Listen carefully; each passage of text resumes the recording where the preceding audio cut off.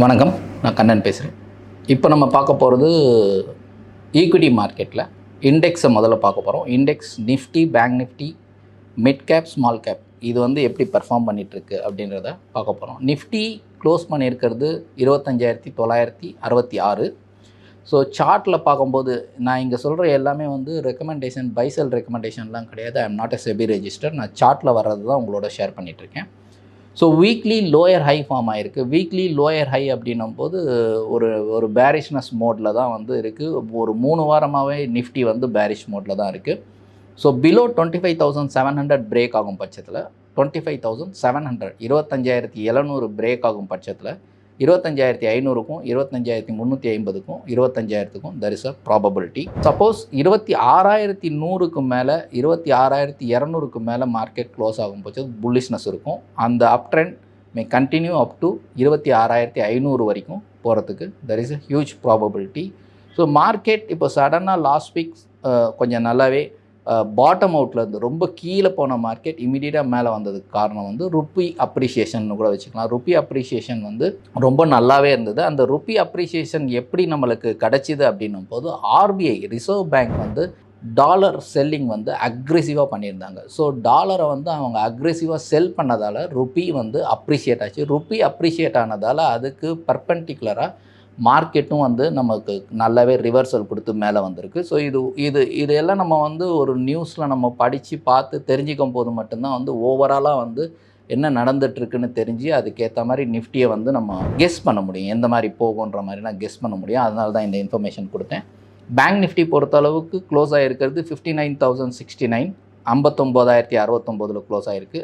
இதுவுமே பேங்க் நிஃப்டியுமே weekly lower high form பண்ணி 3 வாரமாக குறைஞ்சிட்டே இருக்குது. லோ 58,700 ஒஸ்ட் சப்போர்ட், 58,700 ஒஸ்ட் சப்போர்ட். 58,700 பிரேக் பண்ணி கீழே போகும்போது 58,200க்கும் 57,600க்கும் 57,200க்கும் போகிறதுக்கு there is a huge probability. Suppose 59,800க்கு மேலே க்ளோஸ் ஆகும்போது 60,500 போகிறதுக்கு ப்ராபபிலிட்டி இருக்குது. இது எல்லாமே நெக்ஸ்ட் வீக் வரும் வாரத்தில் ருப்பி எப்படி ரியாக்ட் ஆகுன்றத பொறுத்து தான் இருக்குது. ருப்பி நமக்கு பாசிட்டிவாக இருக்கும்போது, டாலர் வீக் ஆகும்போது டெஃபினட்டாக மார்க்கெட் அப்பர் சைட் போகிறதுக்கு ப்ராபபிலிட்டி இருக்குது. சப்போஸ் அடுத்த வாரம் மறுபடியும் ருப்பி ட்ராப் ஆச்சுன்னா மட்டும்தான் மார்க்கெட் கொஞ்சம் ஒரு கன்சாலிடேஷனில் இருக்கிறதுக்கு ப்ராபபிலிட்டி இருக்குது. மிட் கேப் பொறுத்தளவு க்ளோஸ் ஆகிருக்கிறது 22,146 க்ளோஸ் ஆகிருக்கு. எல்லா இண்டைஸஸுமே 3 வாரம் பார்த்திங்கன்னா கன்சிக்யூட்டிவ் 3 வீக்ஸில் லோயர் ஹை தான் ஃபார்ம் பண்ணியிருக்கு. So low 21,600 21,600 worst support for mid cap. இந்த 21,600 பிரேக் ஆகும் பட்சத்தில் 21,350லேருந்து 21,250க்கு ப்ராபபிலிட்டி இருக்குது டவுன் சைடு வரதுக்கு. இஃப் இதே மார்க்கெட் புல்லிஸ் ஆக போகுது அப்படின்னா, மிட் கேப்பும் புல்லிஸ் ஆக போகுதுன்னா 22,500க்கு மேலே க்ளோஸ் ஆகும் பட்சத்தில் 22,800 டு 23,000 போகிறதுக்கு there is a huge probability. அடுத்தது ஸ்மால் கேப். எல்லோரும் எதிர்பார்க்குற மாதிரி ஸ்மால் கேப்பும் நல்லாவே அடி வாங்கி இருந்தது இந்த கரெக்ஷனில். So close ஆகிருக்கிறது 16,407. 3 வாரம் கன்சிஸ்டண்ட்டாக இதுவும் வீக்லி க்ளோஸ் கீழே தான் இருக்குது. லோயர் ஹைஸ் தான் ஃபார்ம் பண்ணியிருக்கு. And low 16,000. இந்த 16,000 பிரேக் பண்ணக்கூடாது. 16,000 பிரேக் பண்ணியாச்சுன்னா 15,700 டு 15,500 ஃபர்தராக இந்த டவுன் சைட் கண்டினியூ ஆகும். 16,800க்கு மேலே க்ளோஸ் பண்ணும்போது 16,800க்கு மேலே க்ளோஸ் பண்ணும்போது 17,200க்கும் 17,500க்கும் மார்க்கெட் மூவ் ஆகும். இது அகைன் சொல்கிறேன், இது எல்லாமே அடுத்த வாரத்தில் நம்மளுக்கு வர ருப்பி அப்ரிஷியேஷன் பேஸ் பண்ணி இருக்குன்னு நம்ம ஓவராலாக ஒன்று வச்சுக்கலாம். அதுக்கப்புறம் எஃப்ஐடிஐயோட வீக்லியில் பார்க்கும்போது ஒரு சர்ப்ரைஸ் மொமெண்ட் அப்படின்னு பார்க்கும்போது நமக்கு 17 டிசம்பர், 18 டிசம்பர், 19 டிசம்பர் இந்த 3 நாட்கள்லேயும் எஃப்ஐயும் நெட் பை அண்ட் டிஐயும் நெட் பை. இது ஒரு பாசிட்டிவ் இன்ஃபர்மேஷன். ஸோ இதையும் நம்ம டெஃபினட்டாக பார்க்கணும். இவ்வளவு மாதமாக பார்த்திங்கன்னா கம்ப்ளீட் எஃப்ஐ செல்லிங்கில் இருந்தது.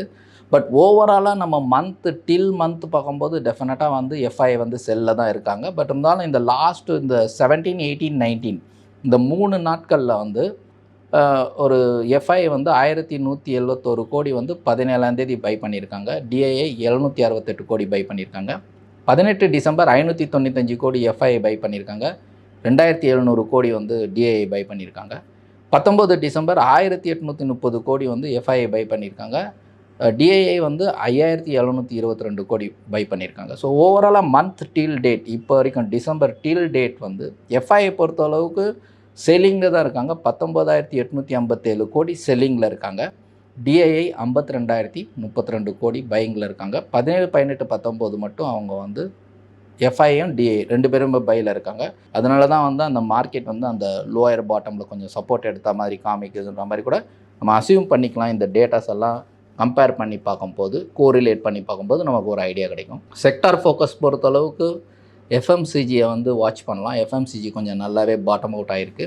அண்ட் டிஃபென்ஸ், அதுக்கப்புறம் சிப் பில்டர்ஸ் அப்படின்னு வச்சுக்கலாம். ஸோ இந்த 3 வந்து கொஞ்சம் நல்லாவே பாட்டம் ஆகிட்டு ரிவர்சலுக்கு ரெடியாக இருக்குது. மார்க்கெட் ரிவர்சல் ஆகும்போது டெஃபினட்டாக வந்து இதில் வந்து சான்சஸ் இருக்குது. ஃபண்டமெண்டலி ஸ்ட்ராங் ஸ்டாக்குக்கு வந்து சான்சஸ் இருக்குது. இதில் இம்பார்ட்டண்ட்டாக பார்க்கும்போது வந்து கவர்மெண்ட் வந்து சிப் பில்டர்ஸ் எக்ஸ்போர்ட்ஸில் வந்து டாப் 5 பிளேசஸுக்குள்ளே 5வது பிளேசஸ்க்குள்ளே இந்தியாவை கொண்டு வரணுன்றது அவங்க பிளான் பண்ணியிருக்காங்க. So chip filters and defence இந்த ரெண்டுத்துலேயும் வந்து அலோகேஷன் ஜாஸ்தி இருக்குது. எக்ஸ்போர்ட்ஸ் நிறைய பண்ண ஆரம்பிச்சிருக்காங்க. இன்னும் வந்து 2030 அண்ட் 2047லலாம் வந்து எக்ஸ்ட்ரீம் ஹை போகும்னு சொல்லியிருக்காங்க. அதனால சிப் பில்டர்ஸ் அண்ட் டிஃபென்ஸ் வந்து டெஃபினட்டாக வாட்ச் பண்ண வேண்டியது தான். பட் இருந்தாலும் வந்து மார்க்கெட்டோட வொலாட்டிலிட்டிக்கு பொறுத்து எந்த மாதிரி நம்ம வந்து ட்ரேட் பண்ணணுன்றதை உங்களோட ஃபினான்ஷியல் அட்வைசர்ஸ் கிட்ட கேட்டுட்டு நம்ம வந்து ஸ்டாக் செலக்ட் பண்ணி இன்வெஸ்ட் பண்ணுறது வந்து ஆல்வேஸ் பெட்டர்.